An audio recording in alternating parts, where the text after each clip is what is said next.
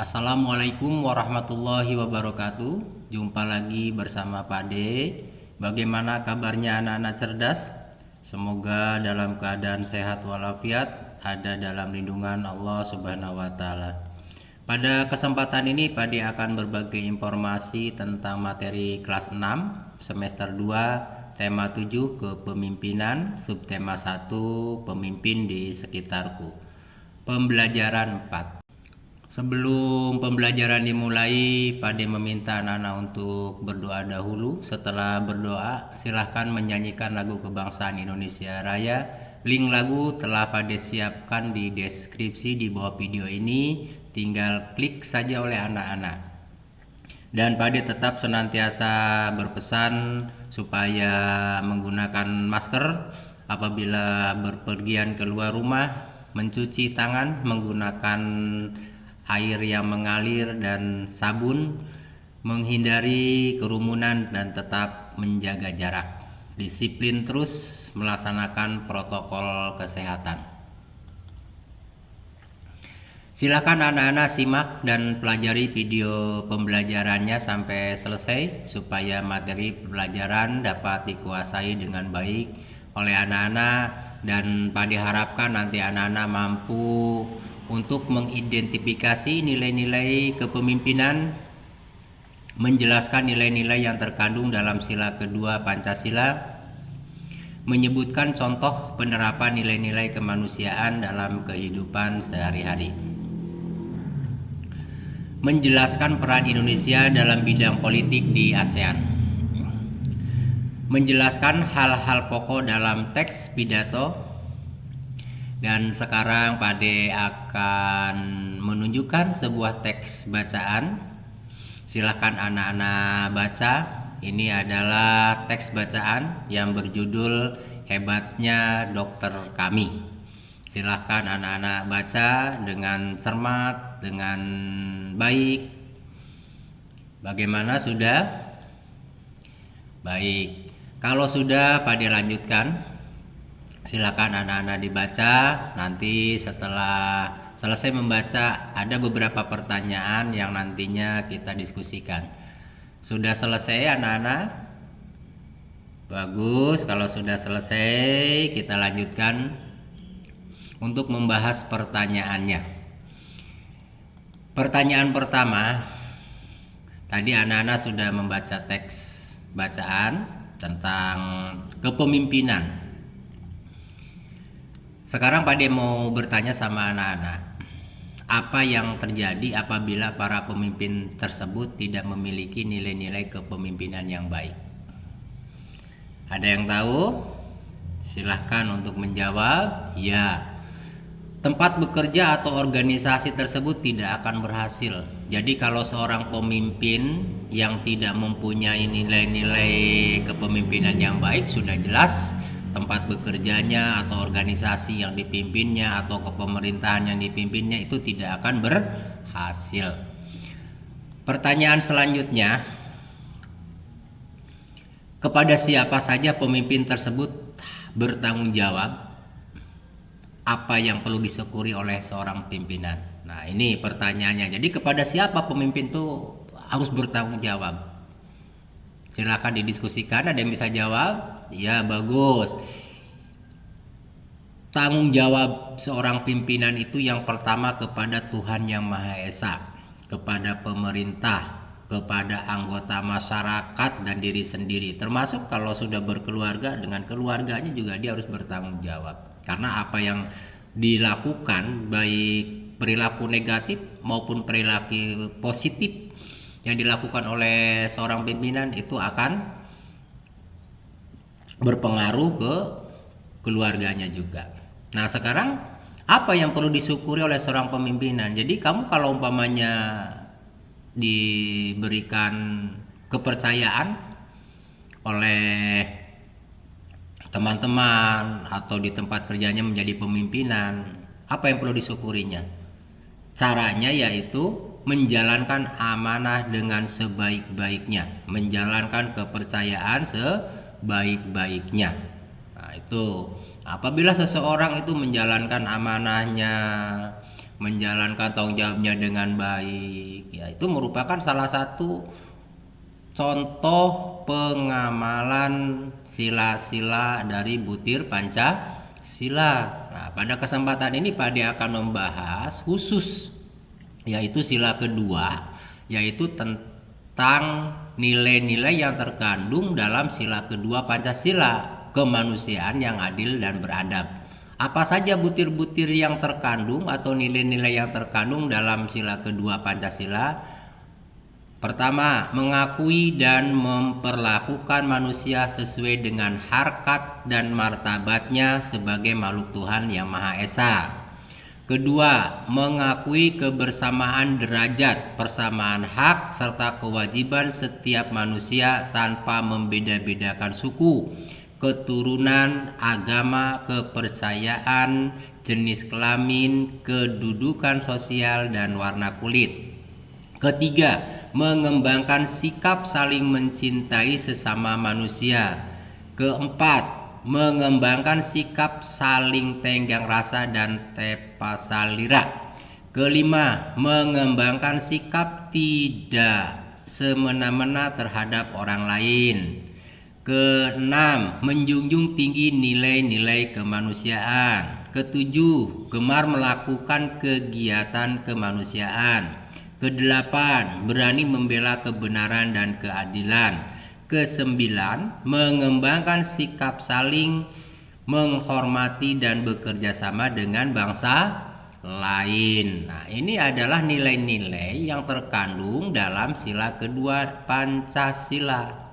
Silakan oleh anak-anak diamalkan dalam kehidupan sehari-hari. Sudah dirinci tadi nilai-nilainya. Nah, sekarang Pak De mau bertanya, contohnya penerapan dalam kehidupan sehari-hari dari nilai-nilai sila kedua Pancasila ini apa saja? Nanti kita diskusikan. Baik, sekarang pertanyaannya tentang contoh pengamalan nilai-nilai Pancasila kemanusiaan yang adil dan beradab. Perhatikan pertanyaannya. Berikanlah contoh penerapan nilai-nilai kemanusiaan itu dalam kehidupan sehari-hari. Tadi sudah dirinci oleh Pak De butir-butir atau nilai-nilai yang terkandungnya. Sekarang contohnya. Silakan, ada yang bisa jawab? Ya, contohnya menjenguk yang sakit. Itu merupakan pencerminan dari nilai-nilai Pancasila sila kedua. Gotong royong, mungkin kalau di kampung atau di kota suka membersihkan jalan, saluran air. Itu salah satu juga pencerminan dari nilai-nilai Pancasila sila kedua. Membantu kepada korban bencana alam semampunya, ya. Membantu kepada yang membutuhkan pertolongan. Misalnya di jalan ketemu dengan ibu-ibu atau bapak yang sudah lanjut usia mau nyebrang, bantu berseberangkan ke jalannya. Jadi itu merupakan pencerminan dari pengamalan nilai Pancasila sila kedua. Nah, sekarang pertanyaan kedua yang Pak De tanyakan, apa pendapat anak-anak mengenai pelaksanaan nilai-nilai kemanusiaan di lingkungan anak-anak sendiri?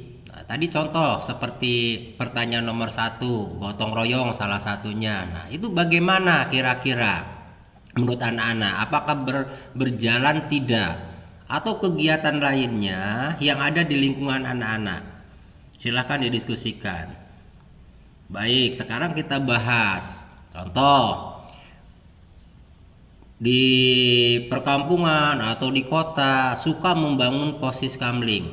Nah, itu berjalan baik atau tidak? Semua masyarakat ikut gotong royong, ikut bekerja sampai selesai. Nah, berarti kalau membangun posis kamling itu berjalan dengan baik sampai selesai, artinya pelaksanaan nilai-nilai kemanusiaan di lingkungan anak-anak sudah berjalan dengan baik. Begitu juga sama dengan membangun jalan, ya, berjalan dengan baik, membersihkan, semuanya ikut gotong royong. Nah, kalau di kampung juga ada membangun rumah penduduk. Ya, jadi kalau di kampung Pak De itu membangun rumah penduduk, penduduk suka pada datang, semuanya ikut membantu ya, sampai kira-kira 75 atau 80% gitu. Jadi sifatnya semacam arisan. Nanti kalau ada lagi yang membangun, warga dibantu lagi seperti itu. Nah, itu berjalan dengan baik.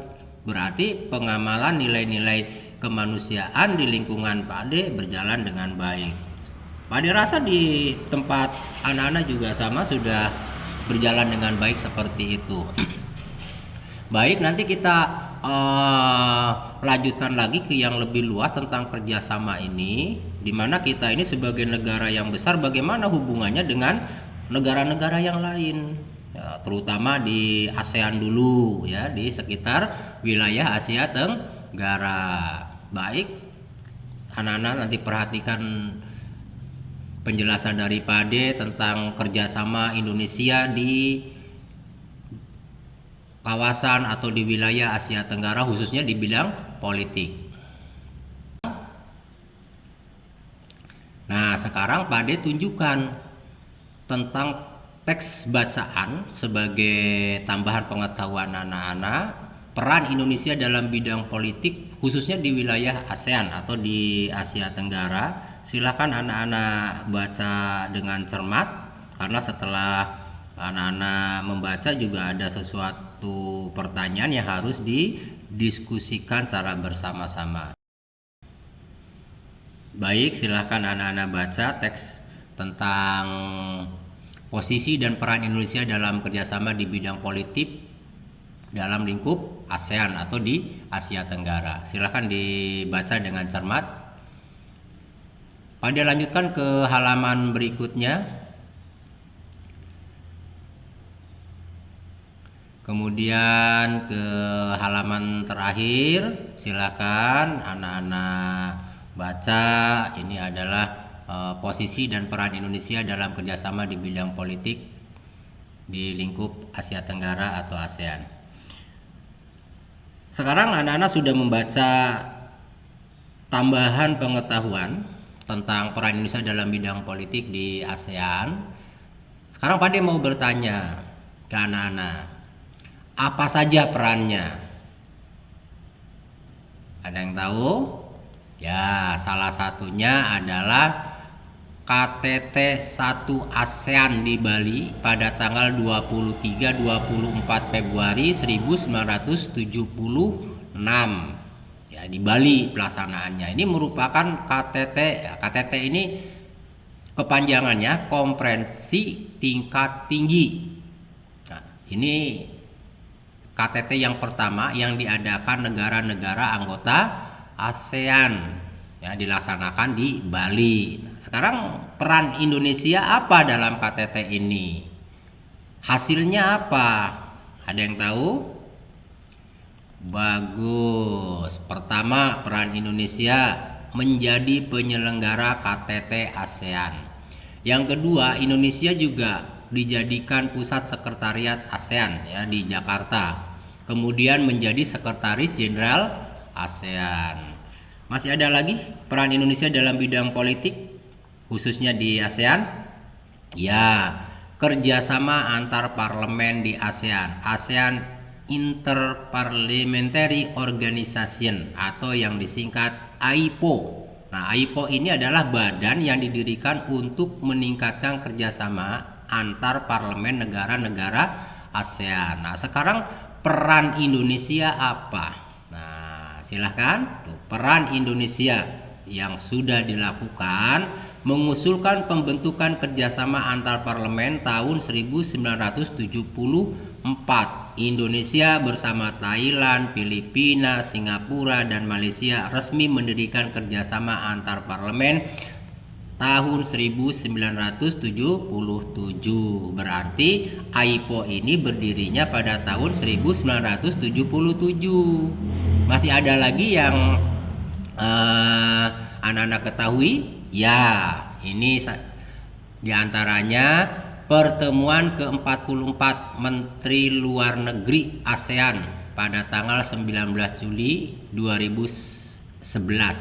Nah, ini pertemuan para menteri luar negeri negara-negara yang menjadi organisasi ASEAN yang dinamakan dengan Annual Ministerial Meeting. Nah, pertemuan ini diadakan setahun sekali di negara ASEAN secara bergiliran. Jadi keliling pelaksanaannya. Tahun ini di Indonesia, tahun depannya di negara yang lainnya. Sekarang peran Indonesia apa?